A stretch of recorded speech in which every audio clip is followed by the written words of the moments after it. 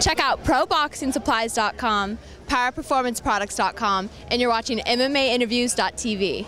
Yeah, this whole prime time on Nick was huge. I mean, I think that people who hated him now like him more, or, you know, whatever it is. I think it was a little easier. I mean, it helped to kind of figure him out a little bit. Those answers to his questions to the fans, you know, where they were like, just like, that's what it means, you know, and it really, Gee, did you think that kind of resonates with people in an odd sort of way, because it's like so bizarre that, you know. But you know what, any of the guys who come from the boxing world, you meet guys like that sometimes. Diaz isn't, he's made it very clear. He's not here to hang out and make any friends. He's not looking to, you know, have any barbecues over at his house with anybody from the MMA world. He's here to fight. That's it. It's pretty, I'm cool with that. You know, just, you got to show up at press conferences and do stuff. And now he's doing all the stuff that needs to be done. So I'm cool with it. Is there any concerns or nerves at all coming in that wasn't going to happen? Or no, the BJ Penn fight it's been, you know, well, wait till you see the last episode of Prime Time.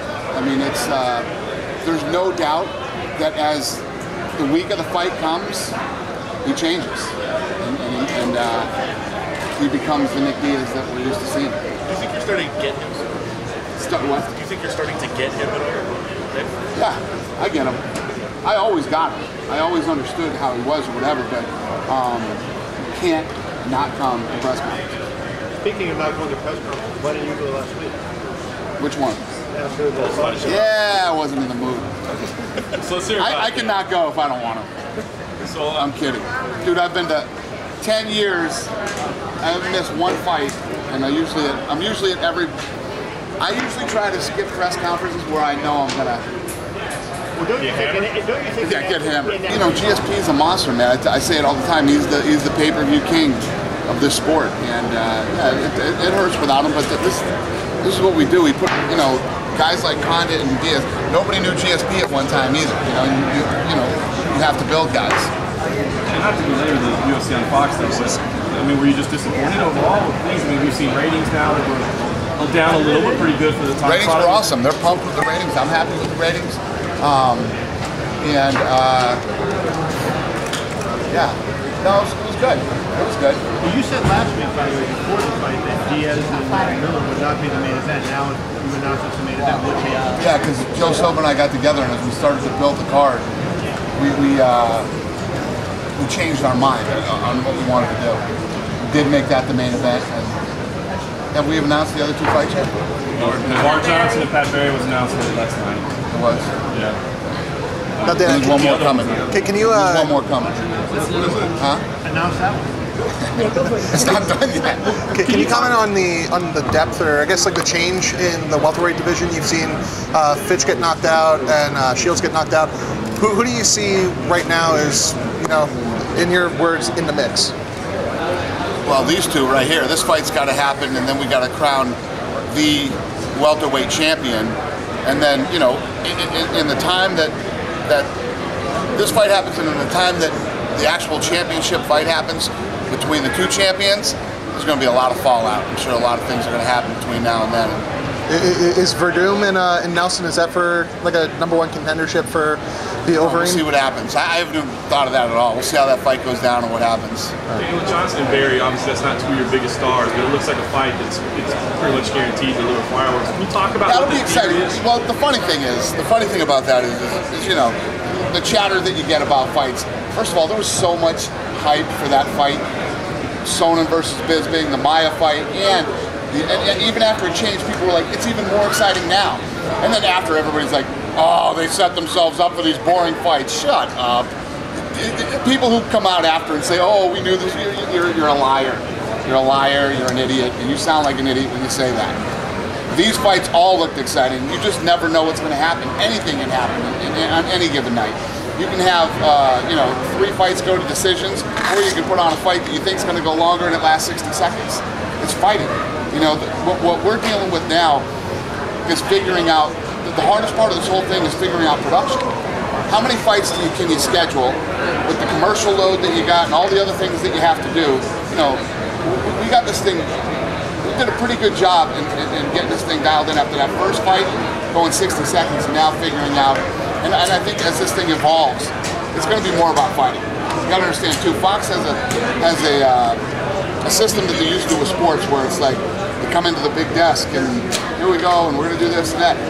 What people are used to with the UFC is Goldie and Rogan are on camera for 2 seconds going, here's what's gonna happen, we get right into fights. And then you end up getting 40 fights in an hour, you know what I mean? So we'll get it. You're gonna have some fights that you're gonna turn off the TV and go, wasn't the greatest fight I've ever seen. Would I have turned off the show the other night and said that sucked? No, it didn't suck. The Bisping Chael Sonnen fight was awesome, you know, and Bisping was a 5-1 underdog, which was ridiculous in the first place. But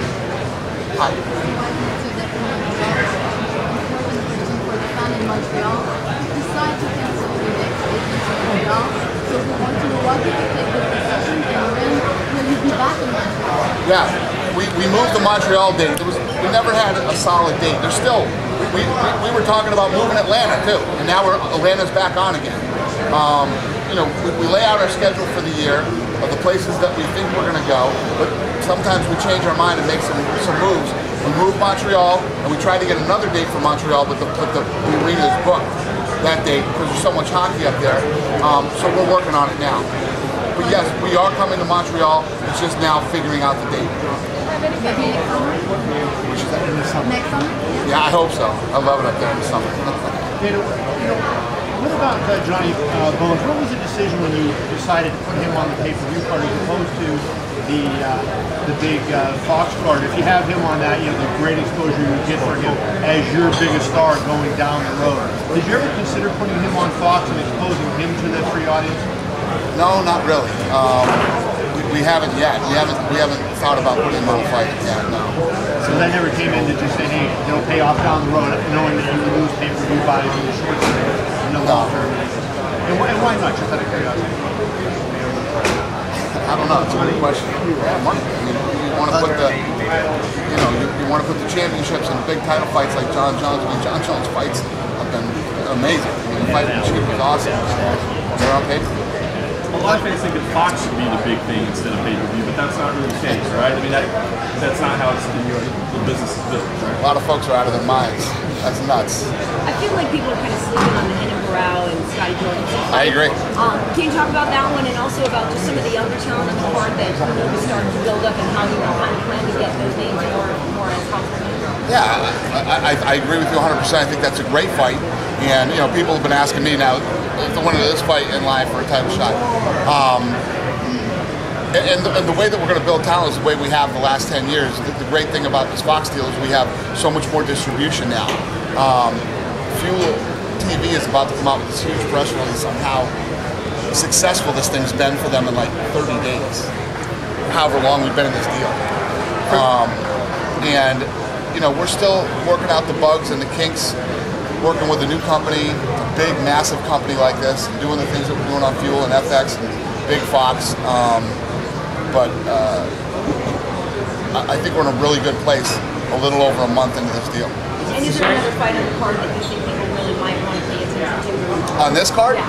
The whole card. I mean, the crazy thing about the UFC and these, we started, fans were so rabid about these fights that normally, I mean, again, going back to boxing, nobody shows up for the undercard. And when I say the undercard, I mean the co-main event. People walk in for the main event and that's it, and then they leave. We're in a situation where fans are like leaving their cable companies that they've been with and getting satellite and doing all these other things to get Fuel TV just so they can see the prelims. Is it still 9 months before you think you can get any changes in distribution? Oh, I don't know. I mean, that's not my world. That's theirs. But yeah, people are noticing, and people are. I think things might happen a little quicker than 9 months. Wasn't a lot of the carriage rate? Wasn't that the big thing?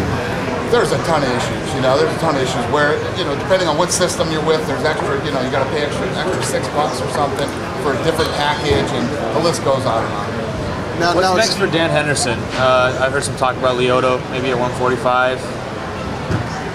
About what? About fighting Lyoto Machida at 145. I heard some rumors about that. Dan Henderson's in a position right now where it looks like he wants to wait for John Jones. And we'll see what happens, you know, we'll see what happens with this Rashad fight. This Overeem thing is a weird thing. And for me to speak on it, I don't know enough about it. I guess he went to XS Club here in Las Vegas, and he had to use the restroom. This is my knowledge of what happened. Went to use the restroom, security was going to take him. He said, I don't need security, and sure enough, he goes over there. And his side of the story is some lady started yelling at him and swinging at him and everything else. And, you know, I don't think he's in that much trouble.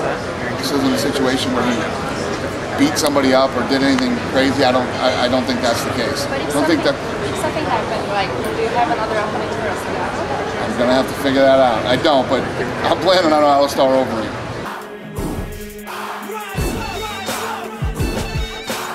Godspeed and party on.